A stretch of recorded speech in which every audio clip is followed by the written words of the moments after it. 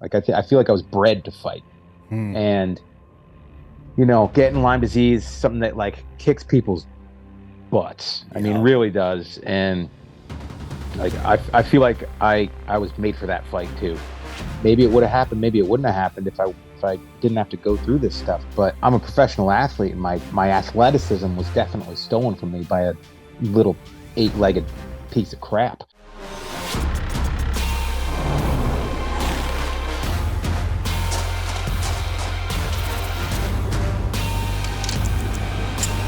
Welcome to the Mountain Tough Podcast, brought to you by Sig Sauer.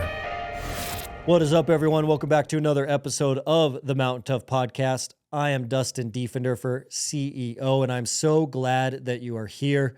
We love seeing you dive back into these episodes week after week, and it is our goal each and every single episode to bring you an inspiring guest, someone who's talking the talk and walking the walk from a mental toughness perspective, giving you those tools for your mindset toolbox so that you can live that abundant, always ready lifestyle. If you are a new listener or a loyal listener, and if you have a second to leave us a ranking or review on the podcast store of your choice, those do mean the world to us. We love seeing your feedback, and through the algorithm, those rankings and the reviews allow these episodes to get out to more people to transform more lives. Shifting gears over to today's guest. Today's guest has quite a resume. He is tied for the most wins in UFC history. He does have the most finishes in UFC lightweight division history. He has the most submission wins in UFC lightweight division history. And he is the multiple fight of the night and performance of the night bonuses. On today's show, we have Jim Miller. Jim Miller is a seasoned MMA fighter, but the big thing we focus on during today's episode is not only how long he's been in the game, but in this game, in his life's journey, he's been fighting and battling Lyme disease. So with all those accolades on his resume, he's done all that while battling the severe and debilitating disease of Lyme disease. He was diagnosed with that in 2013. And despite the physical and mental challenges posed by the disease, he continued to compete at a high level, showcasing his resilience and dedication to the sport. This is a very, very inspiring episode. It shows that we can work through all these difficulties in life. And he even says, I think I was put here on this earth for this journey to fight this disease. So stand by for my conversation with Jim Miller.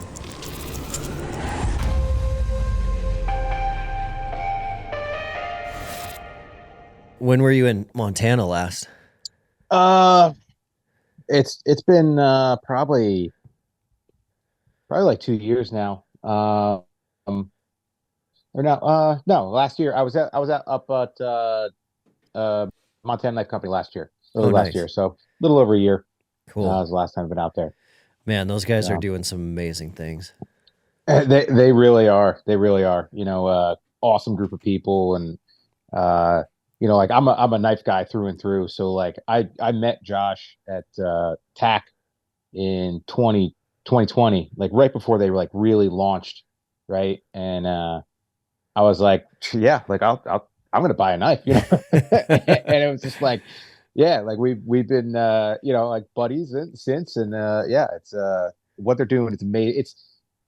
It's really really awesome, to see the growth and all that stuff. But it's also like for me, it's like, man, like they're doing everything right and they're kicking ass. So it's like if Yeah. I'm gonna do something, I need to do something right, like they're doing it. And it's not easy. It's hard. It It's takes hard. commitment and dedication and sacrifices. So it's yeah, it's been like I'll try to do something. I'm like, nope, I'm not doing it like Josh is doing it. We need to get better. So Oh man, they're such a great crew, and his story is amazing. His story, yeah. he was like a legendary knife builder when he was 19. I think Mhm. younger than that even, and then it took almost 30 years before he started Montana Knife Company. Like Mhm. he was just waiting for the right timing, right push, right people. It's crazy. Mhm. Yeah. Yeah, they're crushing. Those guys are great. Josh was on the show a few months ago, and we're only a few hours apart, so we see him quite a bit. And Mm. they just launched their tactical knife, and I know that's going to blow up also. Oh yeah, oh yeah. Like I said, it's a tough. It They set out a standard that is tough to replicate. Yeah, Probably impossible, yeah, right? Like and I think that like when they launched too, the timing was right. You're in lockdowns, everybody's pissed because they can't find toilet paper or penicillin. Yeah, like everything's made overseas, and it's like, hey, we're gonna source everything in the U.S. And I think a lot of people, particularly in the outdoor world, were like, well, hell yeah, like this makes sense. yeah, And yeah, it just stuck.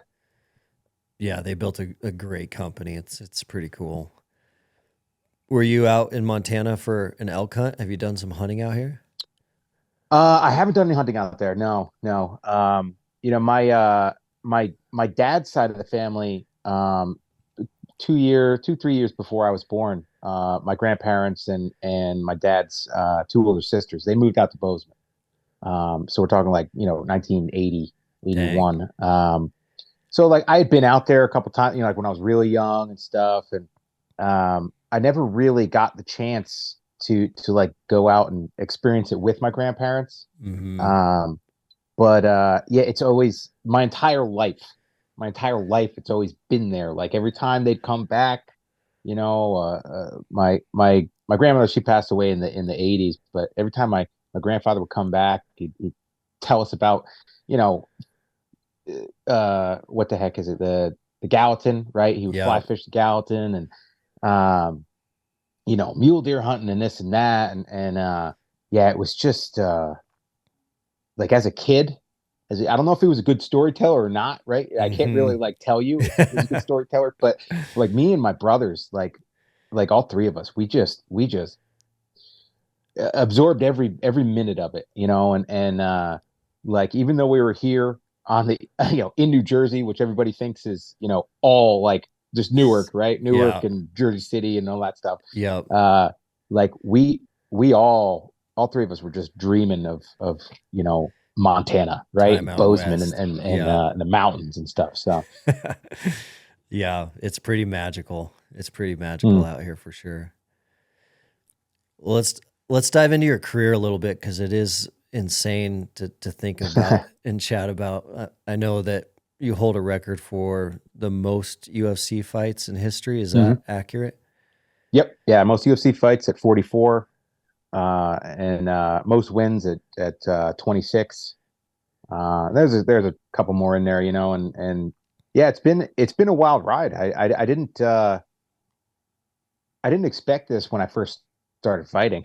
I thought I'd be retired at 34 and do everything I needed to do, but life sometimes takes you in different directions, and the one direction that stayed the same was fighting in the UFC, and yeah, like here we are. At 40 years old, I'll be 41 at the end of the summer, and still fighting, still competing and Still going. performing, and just working at it.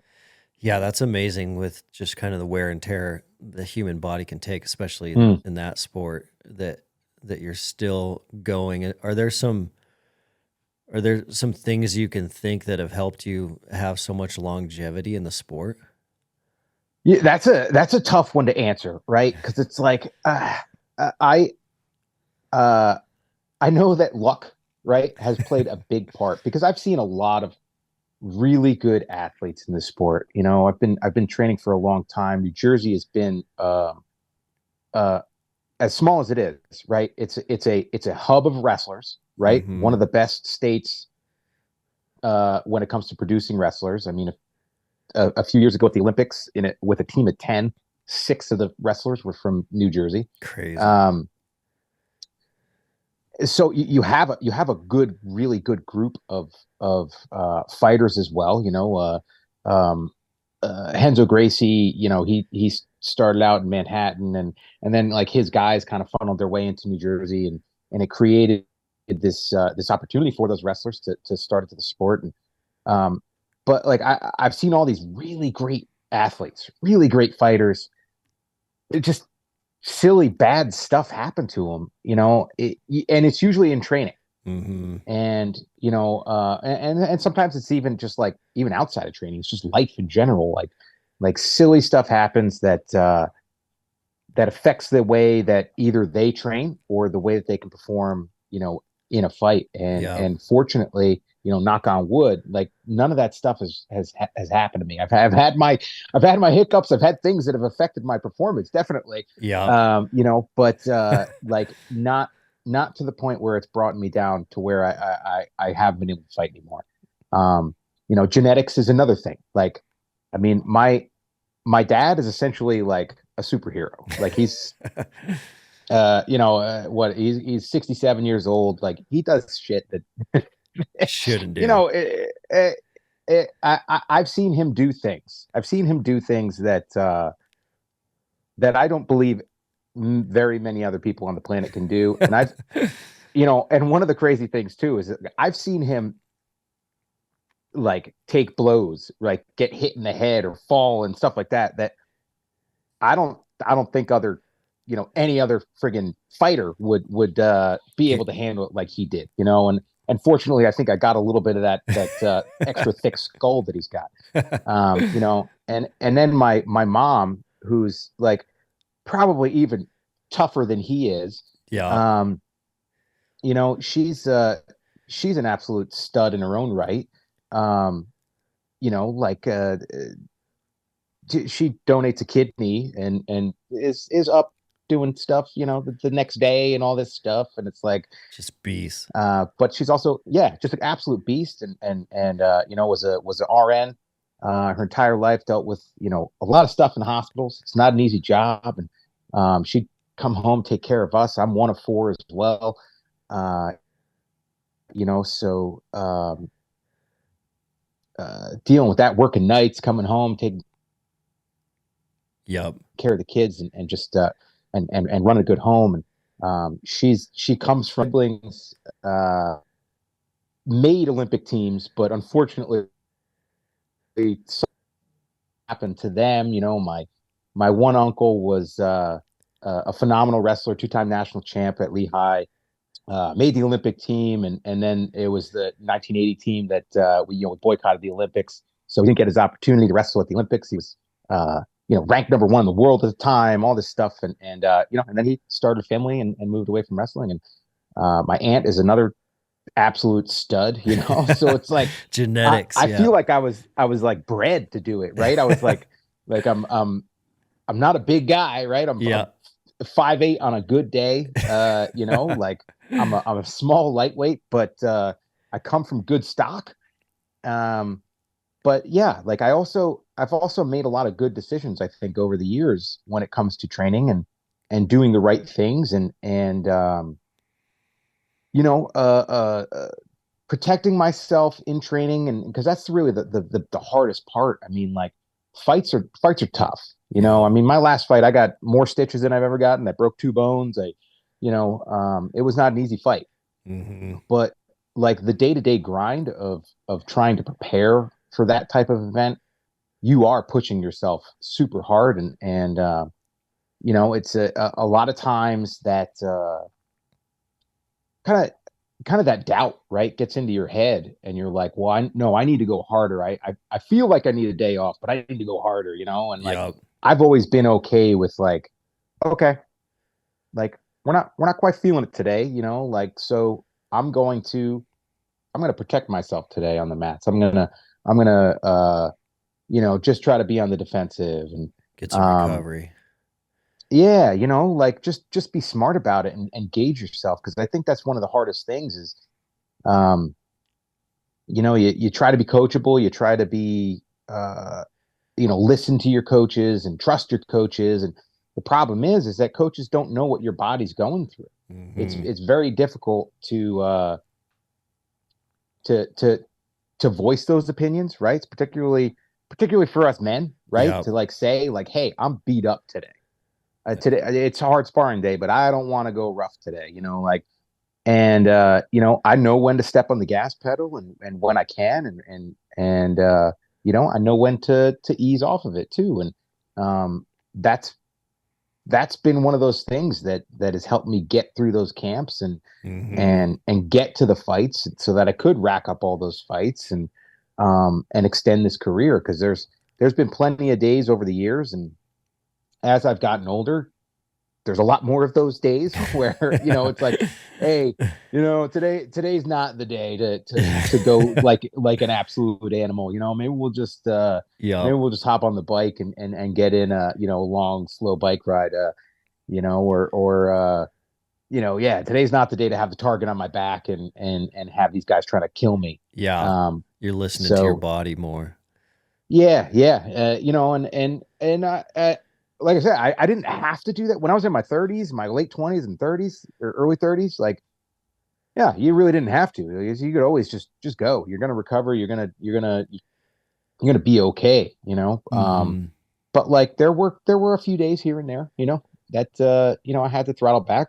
Um, but yeah, I think that just kind of making those decisions has been an advantage for me to be able to extend my career. And I think that about 10 years ago I started my own gym. Yep. And I reduced the size of my team. I built a gym that I wanted to train at as a pro athlete, as a pro fighter. um, Everything under one roof, not having to run around, do strength and conditioning elsewhere, or this or that. So I built this spot, but I reduced the team. And a lot of I think a lot of the big gyms around, a lot of times what happens is you got coaches or management pulling in new fighters who are dangerous and this and that, right? But Yep. their attitude might not be appropriate, right? Mm-hmm. And like, nobody on an NFL team during like Tuesday practice is trying to make a name for themselves. When there's a game on Thursday or Saturday or Sunday, whenever the heck the games are, right? Yeah. I don't watch a lot of football, but like the time to really make those gains and make a name for yourself was Fight night. tryouts and all this stuff right before the season, Yep. where like you bring in somebody new, and sometimes there is language barriers too, in the sport. And they think it's like, hey, this is my thing, this is how I'm gonna get my shot. And like if you're on one of those days where you need to protect yourself and you got somebody coming in where they're firing on all cylinders, and Yeah. and they're actually trying to make a name for themselves and hit that target that's on your back, it's a bad place to be in. and Mm. and I've heard a lot of my peers not necessarily dive into that situation, but like they they say things that I, having been there and having done that, I pick up on it. And you're like, yep, Yep. those big gym woes. Yep. Like, it's a physical, dangerous job to train for a fight, to prepare for a fight, and like you gotta have a team around you that's trying to protect you and get you to that event. And Yeah. yeah, about 10 years ago, when when other parts of my life started to kind of like go a little bit downhill, I did that, and I think the timing was right, and I don't think that I would have made it through some of those hard times if I was training at a big gym. Yeah. Building that team around you that's going to take care of Hmm. you, because you need to be at that Absolutely. fight at peak performance, not all banged up. Absolutely. Hey guys, I want to let you know about Jace Medical. I know a lot of Mountain Tough customers, a lot of Mountain Tough community members, those listening to this podcast are going on big hunts, massive expeditions all over the world. We love seeing that, and we love that you already know that you have to train physically for these trips. You have to train with your weapon. You need to be proficient with your weapon, but an often overlooked area of these expeditions is your personal medication. We actually just got back from a trip like this. The Mountain Tough crew went to Kyrgyzstan, and we needed the peace of mind of a customized medical kit that we could take with us, and we needed it at the exact time for this trip. So we went with Jace. We got our Jace case sent directly to us. We were able to grab it, open it up, throw it in our Kyrgyzstan pack, and take it with us. It gave us the peace of mind that in these international environments, we were going to be covered when it came to infection, GI issues, and anything else we were going to run into overseas medically. So check these guys out, an amazing company. The Jace case is going to come with 5 antibiotics that cover the 50 most common illnesses that you're going to run into anywhere in the world. But additionally, there's 29 add-ons that you can choose to customize your kit. So you can throw things in here like ivermectin, EpiPens, anything you need to customize it personally for you. So check these guys out, an amazing brand, amazing company, very practical for the Mountain Tough community. All you need to do is go to jacemedical.com and use the code MOUNTAINTOUGH at checkout.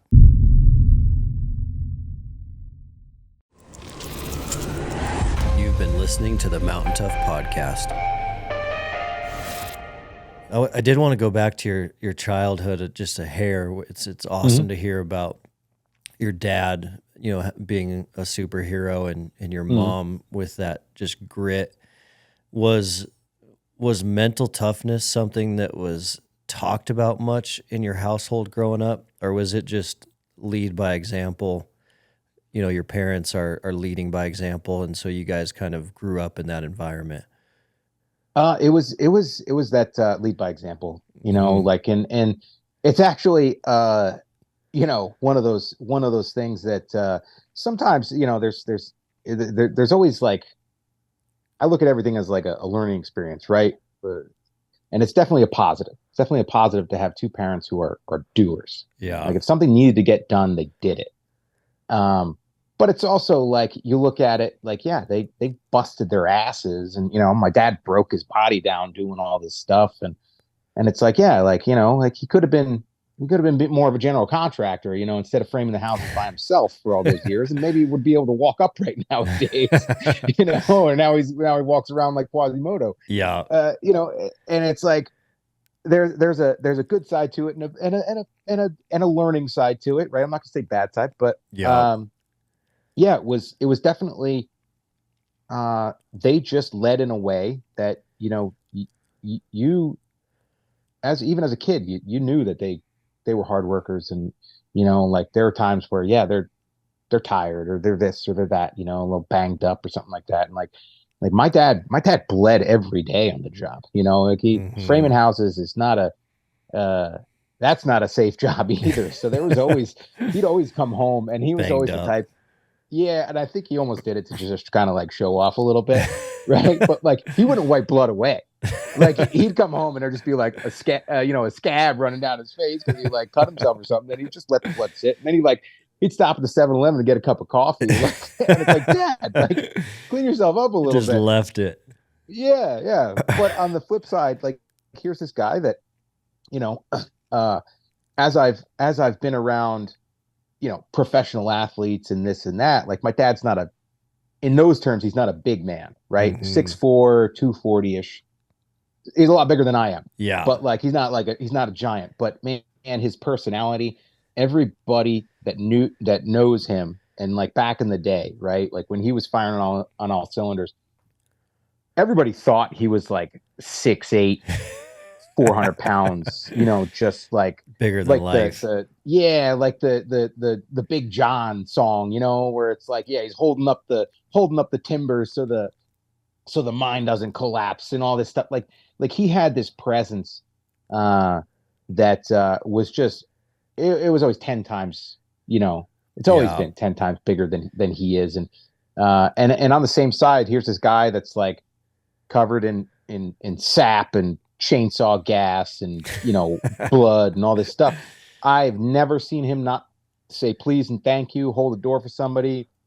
Like he looks like a scary guy, but like the most polite person. Yeah. And just a shining example of what, I feel, and then I've learned that a person should be, like just there's nothing to be holding grudges about and this and that. And your day might have been rough, at one place, but it's like doesn't mean you need to take it out on somebody else. And yeah, he's always been just an example of the way that I feel that a man should be.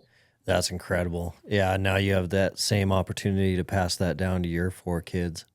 Hmm. That's incredible.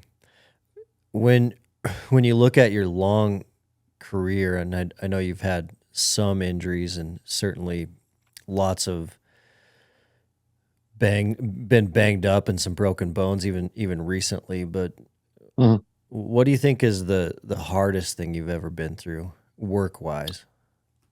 Um, I mean, it ended up being work wise, but Lyme disease, yeah. Mm, You know, it kicked my ass, and um, like I was bit. I believe I was bit in 2013. That's when I had a series of like flu-like symptoms, nausea. I actually had migraines for quite a few migraines in a short period of time, and I don't really get headaches. mm-hmm. So that caught me off guard. I did see doctors then. I got tested for Lyme then. I went to the neurologist. They ran a bunch of tests. They didn't find anything. They're like, okay, well, if things come back, we'll reassess and see how things are going. And so I believe that was when the initial tick bite happened. Um, and then yeah, things just pretty steadily just started going downhill for me, and Dang. you know, brain fog and joint pain, and I had a lot of neurological issues, the twitching, the numbness, Hmm. um, and a like a neural fatigue, right? So that day after you do heavy sprints or heavy lift and you push yourself, right? You're not just exhausting, muscular and energy systems. You're exhausting your nervous system. Yeah. And I was in this kind of steady state of that for months, and like I couldn't. It was really hard because like I have always been the type that like yeah my strengths inside the octagon are to go to push hard to sprint, and I would train to do that. I would train to push myself, and it's like I started to have to step away from the weight room, and I couldn't sprint, I couldn't lift because I would just be destroyed. And like it wasn't even like I was doing super hard stuff. Dang. Um, I remember some of those workouts from back in the day where it's like, yeah, I probably would have killed myself if I did some of those, when I was sick. So yeah, like it was hard, and I think the like the brain fog and stuff like that was one of the toughest parts, and Mm-hmm. I used to kind of just get lost in a room. I'd go to like clean up my basement where I had all my hunting stuff, and like I was homebrewing and stuff like that, and and, Yep. and all these other things, and I would just kind of get lost, like Just it hanging out. I would just kind of like just phase out, and you're just like, Jeez. where do I start? And then the next thing you know, it's like a half hour later, and you're like, whoa, where did time go? And as a father of young kids and a husband and provider at the time, that was Scary.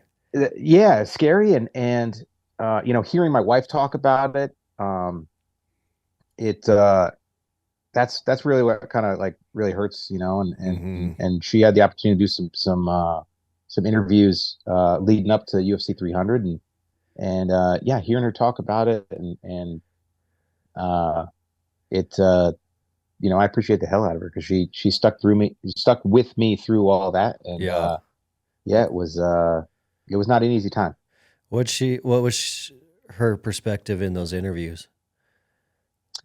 um it she didn't know what was going on with me either, and that was kind of the thing, is like I felt like what I was dealing with was associated with the sport of MMA. Like, oh, Mm-hmm. well, my knees hurt all the time. Of course they do. Like Yeah. you're Fighter. being put into joint locks and this and that, and you're being kicked and you're kicking people and you're doing all these things where it's like, yeah, like that's supposed to happen. And even though I've I've only been, knocked unconscious twice in my entire life. It's like we know from football that it's those small repetitive collisions. It's not necessarily the big ones, the ones that you feel. Yeah. It's just the bumps, that add up. And it's like, well, I'm a wrestler that leads with his head, and like, it's not even necessarily the hits. It's even just like running into the mat and driving people through on takedowns and this and that. And it's like, okay, A lot of bumps. that's the reason that I'm occasionally saying like the wrong word and like misspeaking or uh, that I'm having those issues with the brain fog. But yeah, she didn't know what was going on, and she just knew that she needed to be there for me, and she was, and yeah, Man. it was a hard time for all of us. Hey guys, there are a lot of trends out there. And one trend that I've personally found in my own life through experience that has been a game changer is cold plunging and cold water therapy. The benefits for me have been off the charts when it comes to two main categories. The physical inflammation reduction from cold plunging every day has been a complete game changer, but my favorite part of cold water therapy has been the mental aspect, the mental clarity, the stress reduction, and most importantly, the ability to build mental toughness every day in a very simple way by just forcing myself to get in that cold water has been a drastic improvement that is easy, fast, and efficient. I've tried countless different ways to access cold water therapy, from the redneck version horse troughs to building my own cold plunge system off Amazon parts and pieces. Every time I've tried that, it has been a disaster until we found Ice Barrel. Ice Barrel is the most advanced barrel design on the market, and they have the most advanced high-tech chiller on the market as well. I've met the CEO, I've worked out with the CEO, we've had them at the lab. They're a great team, American-made manufacturing, and we're proud to announce that you can now access a discount on Ice Barrel products. All you need to do as a podcast listener is use the code MOUNTAINTOUGH. That's going to get you 15% off all Ice Barrels except the chiller. Again, that's Mountain Tough, all caps, all one word, on icebarrel.com. You've been listening to the Mountain Tough podcast. And that was 2013, so that was 11 years ago. How long were you sick until you started feeling better? So the initial bite was probably in 13. The symptoms really started to kind of come through probably like end of 14. Okay. So like in 2015 into early 2016 was like really, really the hardest part. Mm-hmm. I was my body started changing because I couldn't lift and sprint and stuff like that, and like I was running a business, in 2015 is when my youngest was born, so I got like four babies, essentially, man. right? Like my oldest was 5, right? So like you got 4 babies. It's intense. Yeah, it's intense. So there was a lot going on.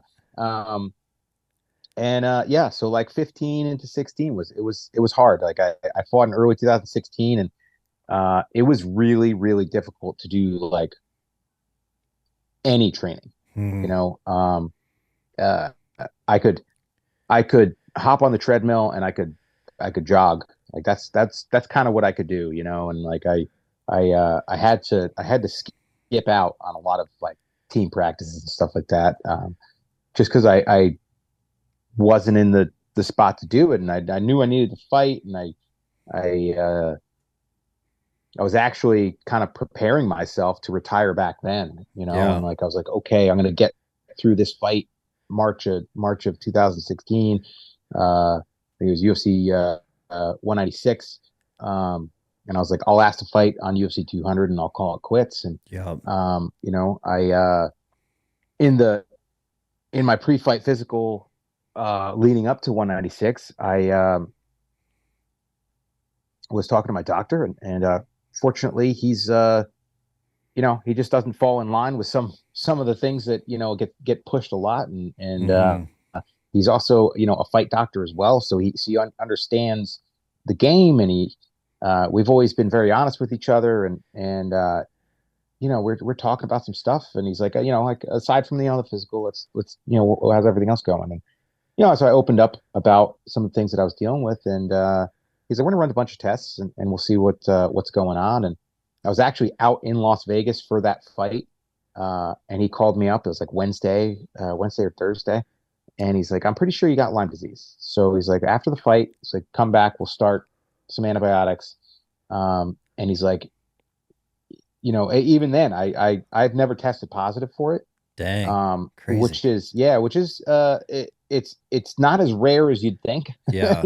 Like there a lot of people, about half of the people that have it don't test positive for it. Wow. And he's like, yeah, he's like, if you have it, you're going to notice a significant change in the way you feel. And honestly, it really was like, it was a week and a half, 2 weeks, and things started to like the inflammation in my joints started to go away. Like from my knees started to feel better. I was at a point where like I'd be mid workout. I'm 45 minutes into like a good workout, and I go to stand up, and I'm holding my knees, standing up like an old man, grunting and groaning, not able to stand up. Dang. And like within 2 weeks, it was like, oh, I can move my knees again. And like it for a while there, it was like I'd sit down on the rug to play with my kids, and within a minute or two my legs would be numb, and like that started to go away. And it took a little bit for the brain fog to kind of go away, but like it started to dissipate. And was that from the antibiotics? Yeah, that was from the antibiotics, and I started to make some changes in my diet. And not that I ate like crap before that. I was still a professional athlete and doing what I needed to do, but I really started to try to eat in a way that would reduce inflammation, because Lyme disease is a inflammatory disease. Like eating a lot more vegetables, eating a lot more of the good stuff, and avoiding more of the processed stuff. And and it was like about 6 months on the doxy, and I was feeling like great. And like I was telling my doctor, like, hey, like, and I was performing great too. Like, I was hit or miss, and it's like, yeah, I start sorting this out. UFC 200, get a great win. Fought again 7 or 8 weeks later, got another great win and rematch with Joe Lozon, and then that was about the point where I was like, all right, doc, do you think we can go off of the doxy, because being on antibiotics is not fun. It's got some side effects. Yeah. And I mean, that's kind of one of the things is like, I used to go to the bathroom 4 or 5 times before noon. Jeez. So like I used to walk around at about like just under 190. Yep. And since I wasn't lifting, and since I was, one of the hardest parts was that ability to kind of push myself. Mm-hmm. That's one of the things that took the longest to get over. I wasn't like lifting. So I was doing a lot of conditioning. I was training for these fights. I was, in the gym all year. I ended up ending that year. I fought at Madison Square Garden.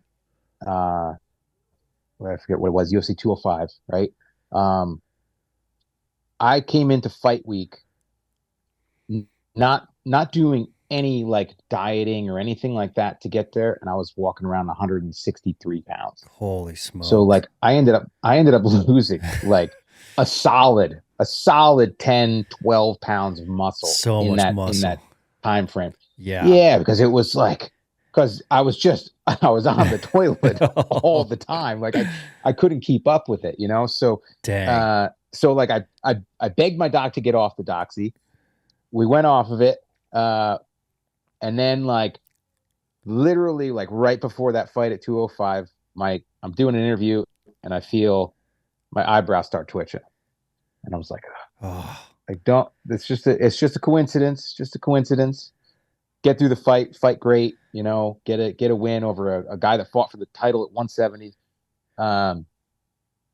Within like 2 or 3 weeks, it came back and it kicked my ass.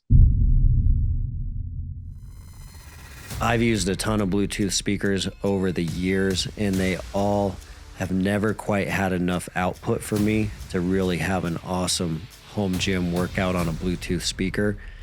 But the Turtle Box is in a whole new ball game. They have leveled up this product, so the bass and the output you get out of a Turtle Box is quite amazing.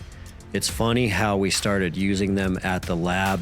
We had an awesome sound system at our new lab here in Bozeman. We were using it so much, we actually blew our brand new system out. We went right to the Turtle Boxes, and so we paired two together in the lab, and that was a lot of output for the Mountain Tough team and all of our testing to have phenomenal sound in our gym for a great workout with great music. We know there's a ton of Mountain Toughers training in their basements, in their garages, and I know a lot of you are looking for great sound to play some music in the background to your MGDs. This is a great product for you to check out. Turtle Box is at a whole new level. The bass and the volume you can get out of that box. It's a sweet product. You guys can check them out at turtleboxaudio.com. Use promo code TOUGH for a free Turtlebox hat with the purchase of a Gen 2 speaker. The hat must be added to your cart before entering the promo code TOUGH, TOUGH. You've been listening to the Mountain Tough Podcast. And then it's like, hey, I'm back into a fight camp fighting Dustin Poirier, UFC 208. And I was trying to like change things up. Like, okay, well, we didn't in 6 months of never missing a dose or missing one dose, one time of doxycycline, I didn't beat it, and like a lot of the consensus with what I'm going to be nice and say non-Lyme literate doctors was like, hey, 2-3 weeks of it and it boom, it's done. You're golden. And I was like, I was on it for 6 months and it wasn't done. Yeah, it's right there. And so like I tried to adjust things. I tried to really space out when I was taking pills and this and that, and like really trying to optimize the medication's ability to fight it and optimize my body's absorption to absorb all the supplements that I was taking, a lot of, vitamins and I was trying some like mushroom therapy, trying to chaga mushroom's supposed to help your body develop immunity and this and that, and really trying to like increase my body's ability to fight off the pathogen. Yeah. And it just wasn't working. Like it was too hard for me because I don't like to eat before hard workouts. So like I'm usually fasted, through like noon to like midday, and like trying to take doxycycline on an empty stomach is not a good thing. Just trying to take a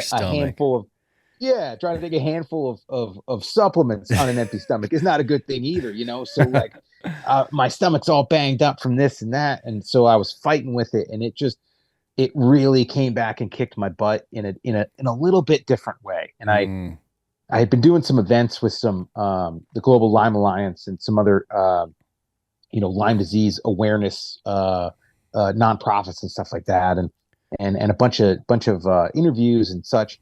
And I'd never heard somebody tell like this the symptoms and the stuff that I was going through. Like, hey, we thought we beat it, and then like 7-8 months later, no, it's worse.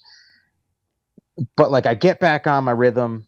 I end up having like a great 2016 and absolute crappy 2017. I'm just I'm dealing with, Ups and other downs. stuff. Yeah, the ups and downs, and now my gut's all ripped up, so I'm dealing with like a B vitamin deficiency and this and that. Um, and it took until probably like early 2018 for me to really feel like, hey, I'm like I'm I'm back. Like I felt Mm, great after 6 months on Doxy in 2016 because I was at 20% and then I got to 40. yeah. And you're like, man, I feel fantastic, Oh but my I was still gosh. only at 40%. Yeah.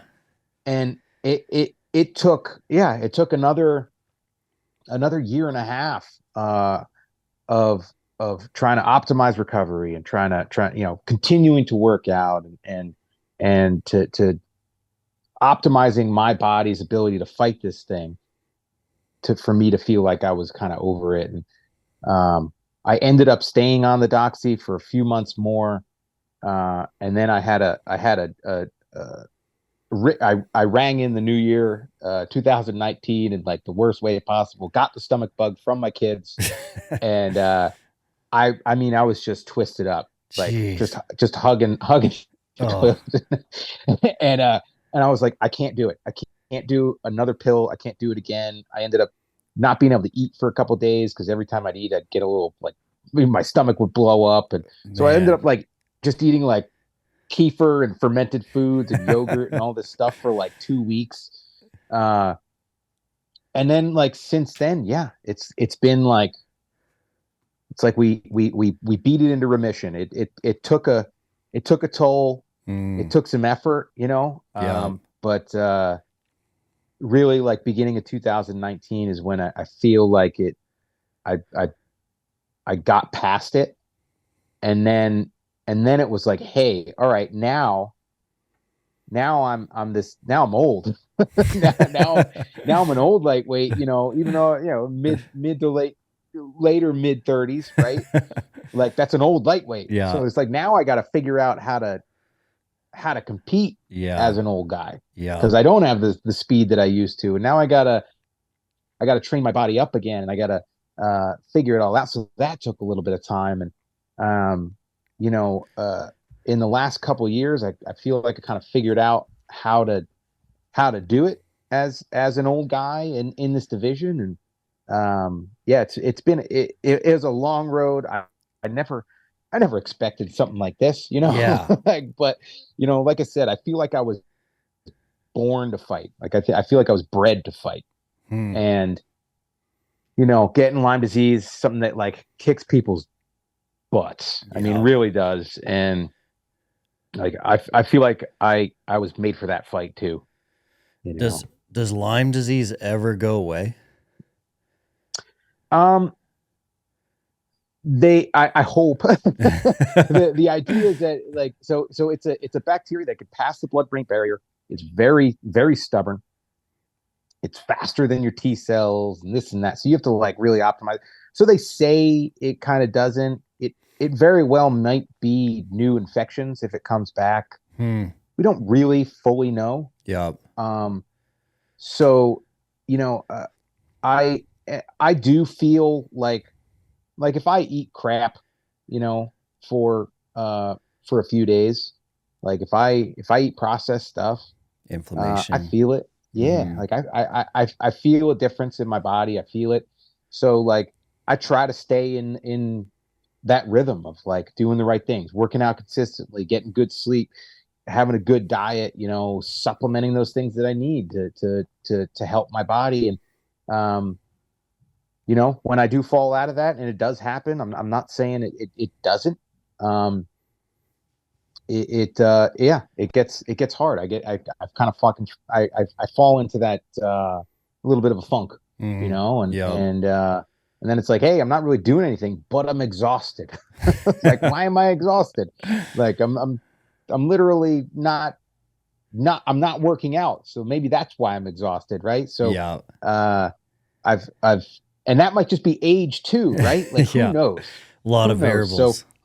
yeah. So like here we are. We were just on a week's vacation down at the beach, and it's like the amount of food that I brought down so that we could eat was, I mean, we ate it, right? Yeah. But it's silly. But it's like I really feel better when I'm eating just clean food. And when I say clean, I just mean stuff like that I prepare. Like there's no like surprise ingredients that you get from a lot of this stuff, It's not out of a and like, box or a yeah, bag. I don't want to eat out. I want to make my own stuff. I want to grow my own food. I want to do all that stuff because I feel better when I do it, and I want to eat that food. So it's the same thing with like hunting. Like I feel better eating venison or elk, Yeah. than I do when I eat, a fast food burger. For Right. sure. So like you can feel it. yeah, like so I'm trying to put, high octane fuel in my body, and who knows the reasons that, it could be Lyme, it could be age again, that it could be a career of fighting. That's like, yeah, I kind of need it, but like, yeah, I really try to just give myself jet fuel and not leaded leaded 82 octane. It is insane you walked into that fight in the octagon in 2016 with how weak your body was feeling, how much you'd been through. Like that had to be a pretty weird moment for you to go in there feeling a little unprepared. It absolutely was. It absolutely was. And one of the things that really stuck out to me, was that like I get probably too much tunnel vision when I fight, right? Like I try to remain calm and keep myself really loose because I'm a more dangerous fighter when I'm being present. And like I went into that fight, and usually what happens to me is like I step into the octagon and I can't see outside the cage. Like even before the house lights turn down, like I can't see nothing. And I remember I'm like looking around, it's like I can see all these faces in the crowd. I'm like, this has never happened before. And it's like, oh, is that Cam Haines? And I'm like, here I am standing across from somebody that's trying to whoop my ass. And it's like I'm recognizing people, and I was like, this isn't cool. This is not good. Like, this is not good. So that was a really weird thing, for me to experience. And that's the only time it's ever happened. And I think that shows like where my body was. At least it shows to me, because nobody else can experience it. Nobody else knows like what I go through in a fight and what I went through in that fight. But I know that like, wow, like that was a rough one. Like if I was there, yeah, that was tough. Was that one a win or a loss? That was a loss. I fought Diego Sanchez. And we ended up having a good fight. But I just wasn't able to get enough done. Yeah. I mean, yeah, you had to feel pretty weak and beat up going into that one for sure. Yeah, I'm impressed with your mindset of staying in the game. That's crazy with all that battle with Lyme disease that you didn't retire and you fought through it. Because we've all been sick for a couple weeks. We've all been sick for a couple months, but multiple year battles. I mean, that's a whole new ball game. Like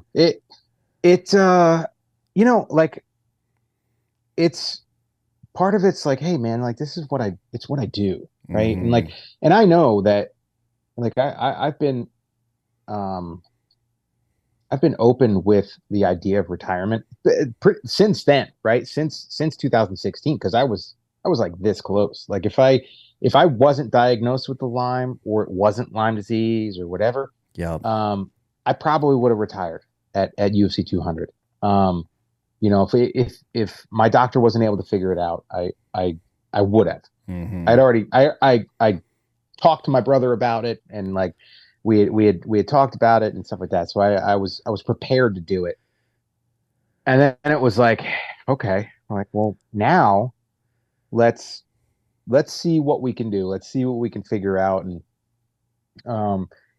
like, man, I was born in 1983. I watched all those cheesy 80s movies, Jean-Claude Van Damme, Arnold Schwarzenegger, like all the, like, and like that's one of the things that it shaped me. Honestly, it shaped me, right? Yeah. You see the struggle, you see the hardship that the hero goes through, right? And not that I like draw inspiration from it, because I'm definitely not that kind of person. Um, because I think it is kind of silly, but Yeah. to draw information or inspiration from like fake stuff, because life is amazing. There are people doing absolutely amazing things every day that we should appreciate that, like the real stuff. But like deep down in my heart, there's like, when I was a kid and we're playing wiffle ball, like you're always going up, but it's like bottom of the ninth, bases loaded, 2 outs, It's the full count, ultimate. like Yeah. yeah, like, or you're even just throwing the ball up to yourself. Like that's what I envisioned every day as a kid. So like, yeah, to go through that stuff, it's like, okay, well, this is just part of the journey. It's just part of it, and like it's been hard. Like there have definitely been hard times and difficult things that fortunately I've had the support of my wife and family and team around me, and they've always understood, even though they might not have known exactly what I was going through. They've always been there for me and been supportive of me. That's awesome. It yeah, it's like, okay, well, like, yeah, this is part of the journey. It's part of the story. Like, I mean, I got into MMA to be the best on the planet, and like before I was bit, I was ranked the top 5 in the world in my weight class, and I feel like maybe, who knows what was in the cards there, right? Like maybe it would have happened, maybe it wouldn't have happened if I didn't have to go through this stuff. But I'm a professional athlete, and my athleticism was definitely stolen from me by a little 8-legged piece of crap. Hey guys, I did want to interrupt for a quick minute right here and let you know about some supplements I've been taking. I did shy away from supplements for a long time. I was always cautious about what they were made out of, where they were from, and who the team was behind the brands. But over the last couple of years, I've got to meet the team at Mountain Ops from top to bottom, and they are an amazing group of humans. I've got to know the CEO, Trevor Farnes, really well, and he is a mission-focused individual that cares about humans living a better quality of life so that they can have that abundant life. So over the last couple of years, he has helped me add some things that have changed the game for me. One of those things that I've added is creatine from Mountain Ops.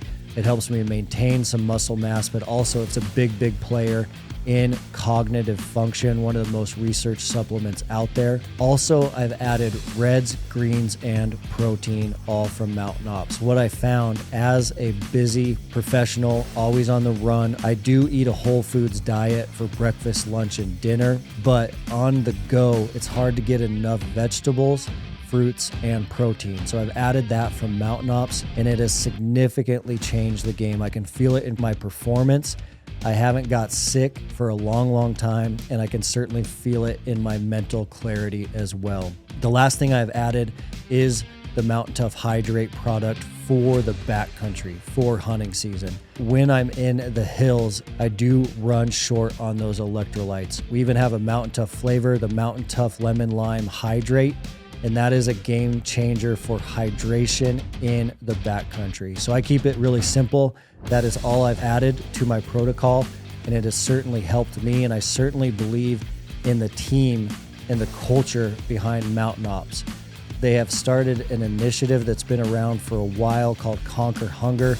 Conquer Hunger is giving meals to hungry kids that aren't getting enough food, and they've given out over 6 million meals plus to kids through their Conquer Hunger initiative. So every order that happens at Mountain Ops, a percentage of that order goes to Conquer Hunger. So certainly an incredible company, an incredible culture. As a listener to the show, you do get an exclusive offer to Mountain Ops, so make sure you check that out. The offer is incredible as a first-time purchase at mountainops.com. So build your order if it's your first time. They are offering you a 20% exclusive discount.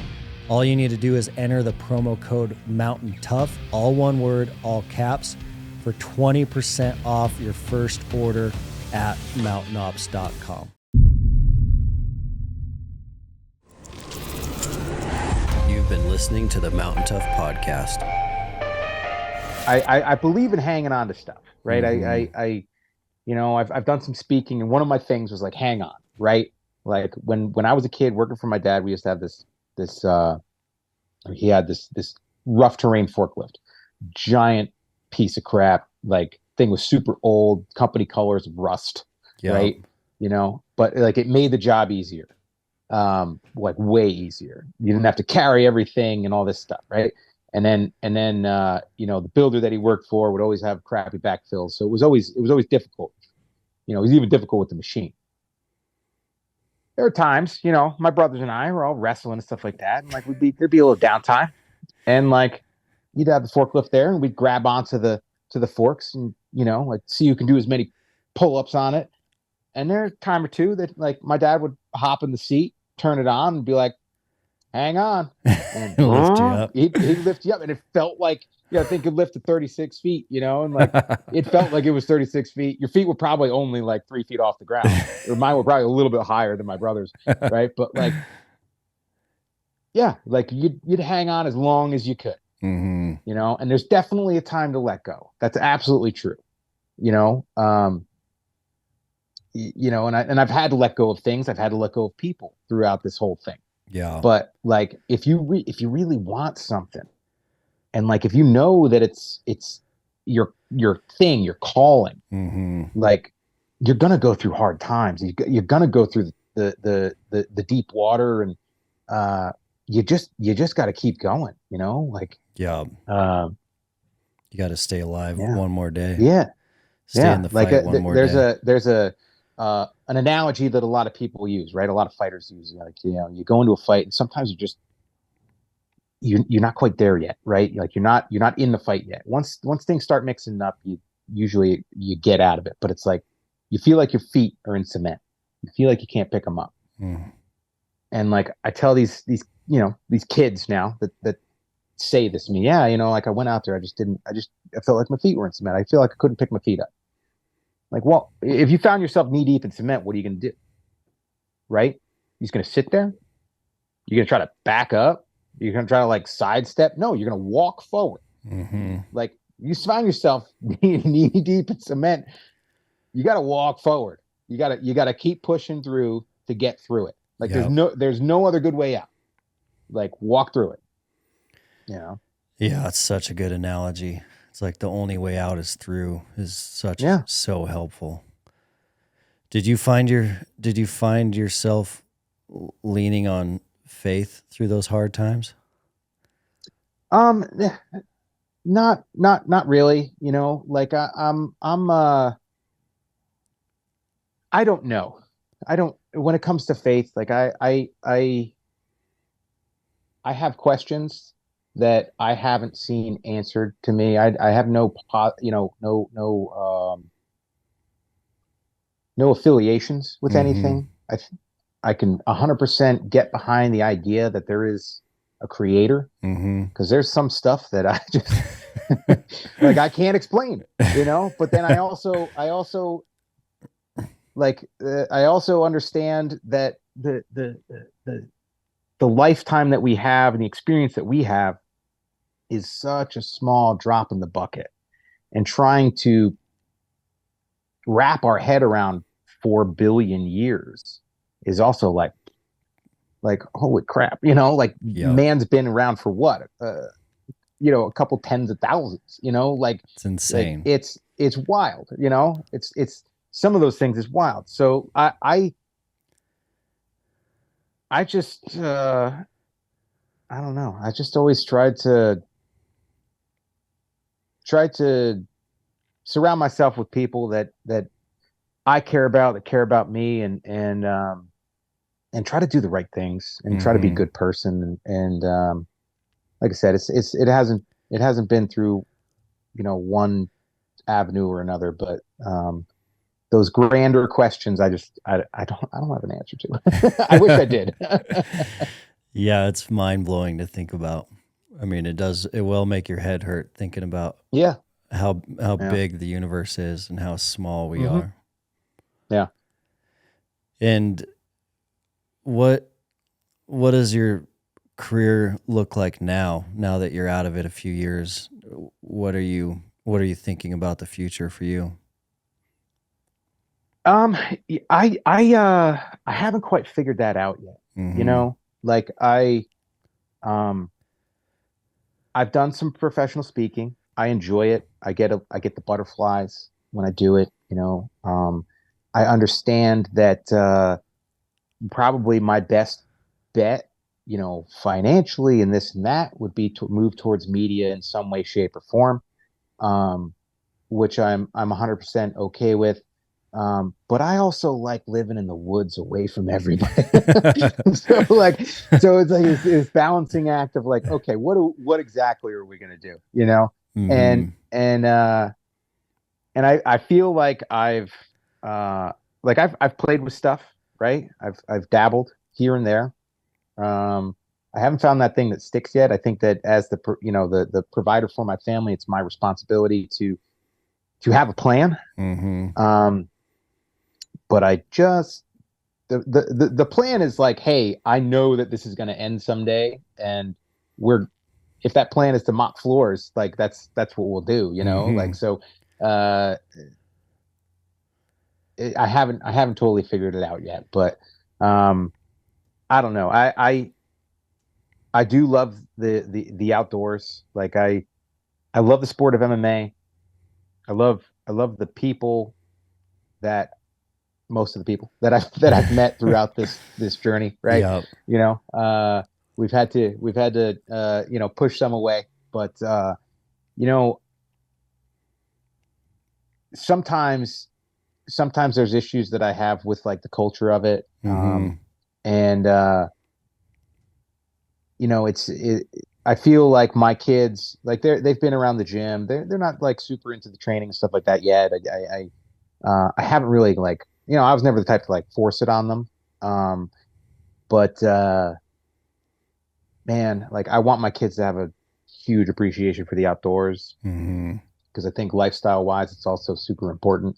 But then also like, it's like fitness is as well, Yep. right? Like Yep. being strong makes everything easier. Mm-hmm. So, um, yeah, like I would love for my life post MMA to have some MMA involved and be associated with the sport.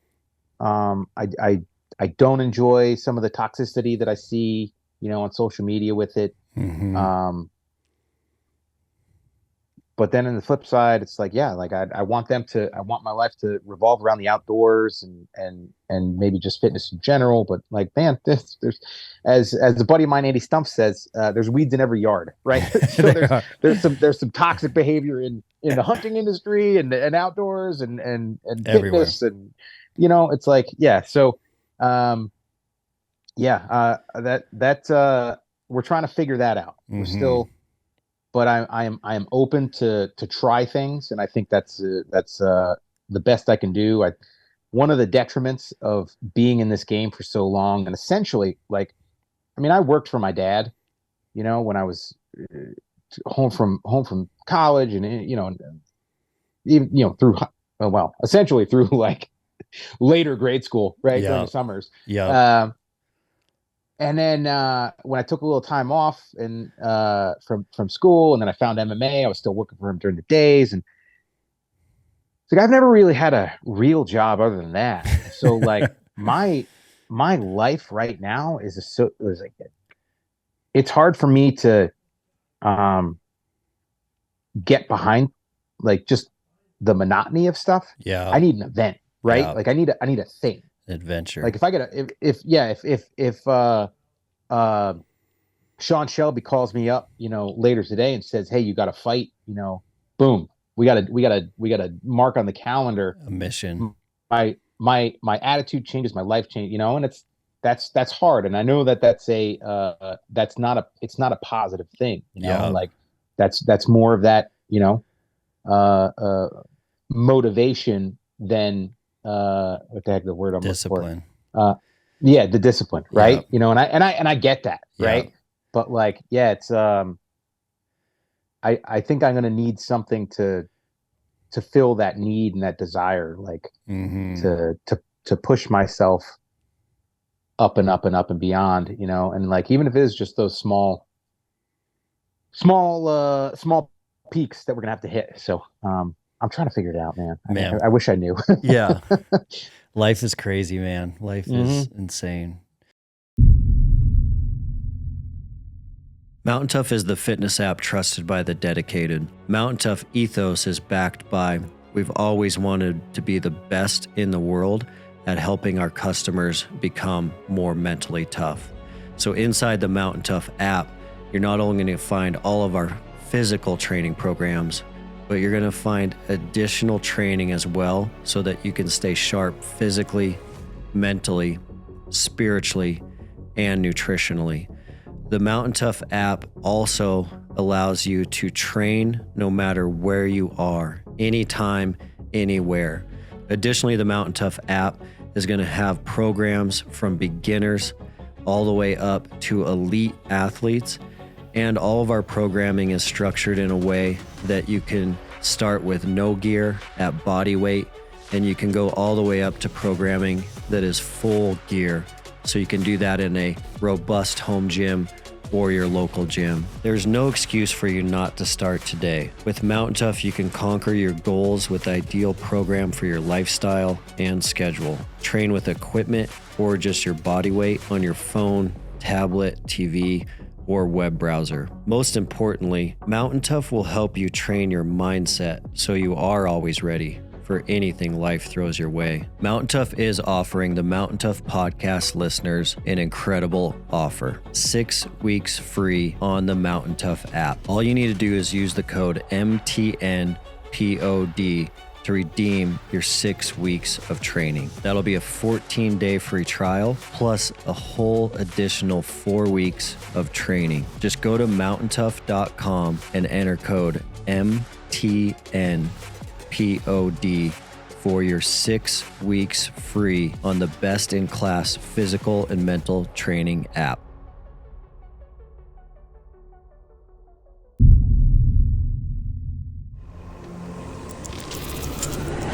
You've been listening to the Mountain Tough podcast.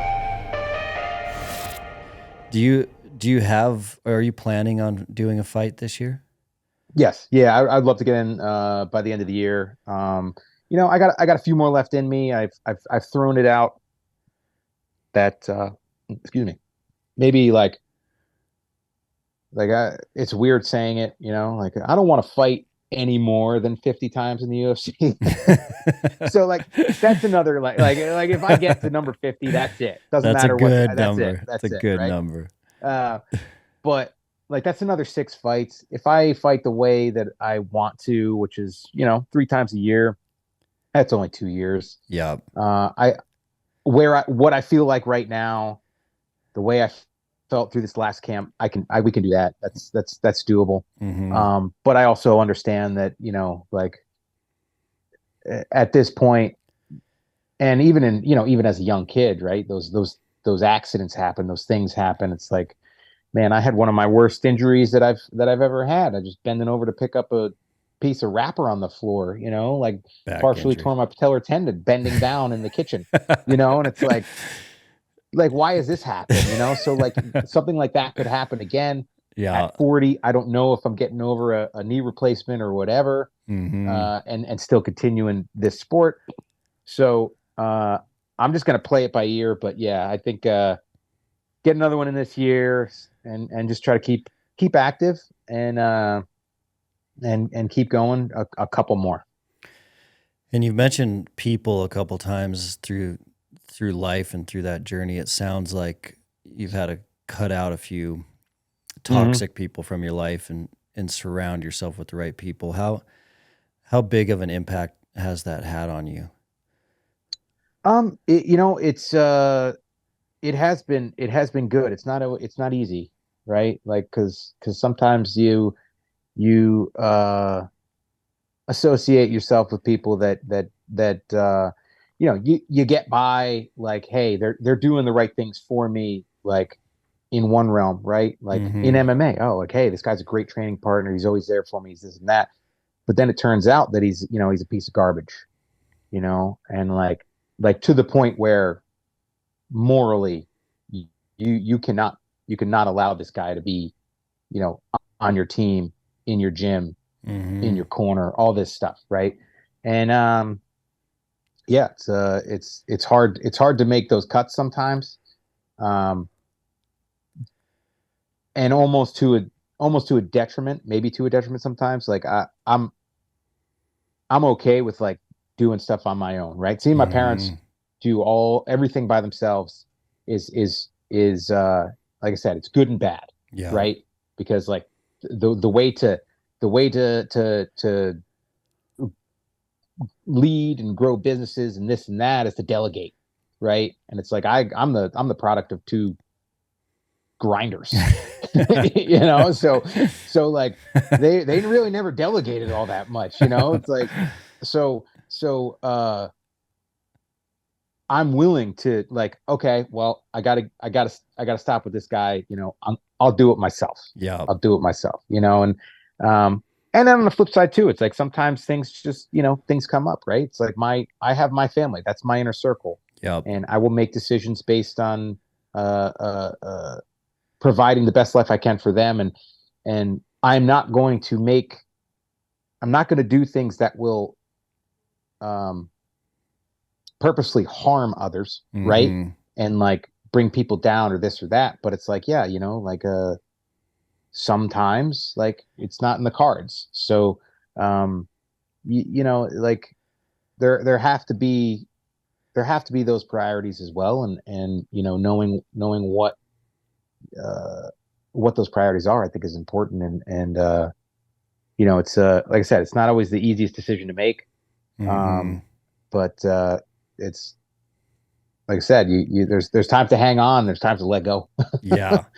I love that analogy, man. The fork, hanging on to those forks Yeah. is so good because life is hard and life throws Hmm. some crazy stuff at us, but I think it was supposed to be hard. And if Hmm. if life were easy, it would be there would be without the lows, we couldn't have any highs. And Hmm. all Absolutely. this adversity builds all of our character. If we had a adversity free life, it'd be so boring and we'd have, no character at all. So knowing that life is supposed to be hard and knowing that we're just supposed to plow through these challenges is helpful. Yeah, I mean, it's life being hard, right? It's like trying to grow muscle, right? Mm-hmm. Like you gotta tear the fibers down a little bit in order to build them up. Like we only grow through that struggle. Mm-hmm. And like you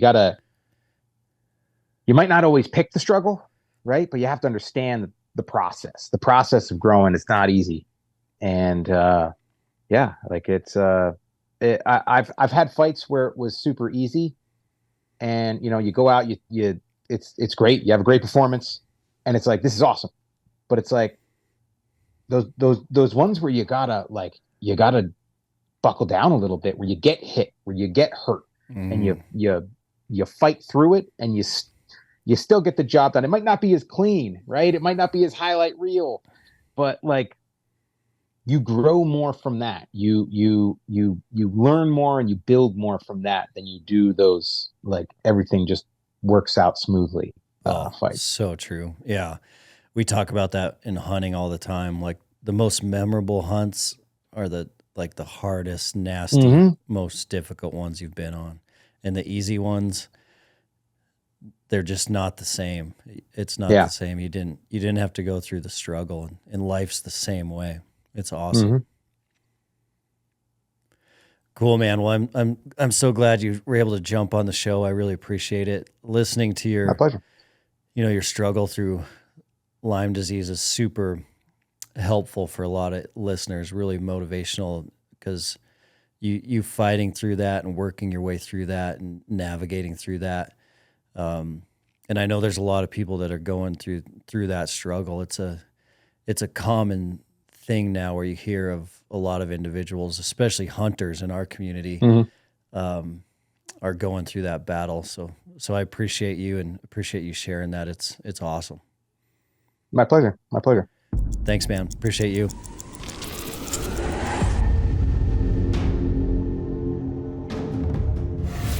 Man, what a powerful conversation with Jim. You can hear the determination in his voice. You can hear his resilient mindset. That is one tough dude. We talk about all the time on the Mountain Tough podcast. What is the golden nugget you can take away from this show, from today's episode? What is the golden nugget you can apply in your life today from a practical perspective? And Jim certainly showed the golden nugget is that life is hard. Life's going to throw hard things at us. He was stuck with this disease where most people would have quit. Most people would have transitioned out of the sport. But he looked at it as, this is my battle to fight. What is your battle? Do not quit from that battle. Do not shy away from that battle. Plow through it. What a motivational dude. I loved that conversation. That is one guy that does not back down. Thanks for being here. If you want to learn more about Jim, check him out on Instagram at JimMiller_155. He has some very motivational content. As he talked about, he is doing some motivational speaking now. So if you want to learn more about Jim, follow him on Instagram. Thanks for listening to the Mountain Tough podcast. Remember, as a Mountain Tough podcast listener, as always, you guys do get 6 weeks free to check out the Mountain Tough app. All you need to do is go to mountaintough.com, click start free trial, and enter the code MountainPod. That's MTNPOD, all one word, all uppercase. That'll get you in our training for 6 weeks for free. You can check out all of our programming, physical, mental, spiritual, nutritional, on that code. Love you guys, and we'll see you next time for the next episode. Thanks for listening to the Mountain Tough podcast. We'll see you next week.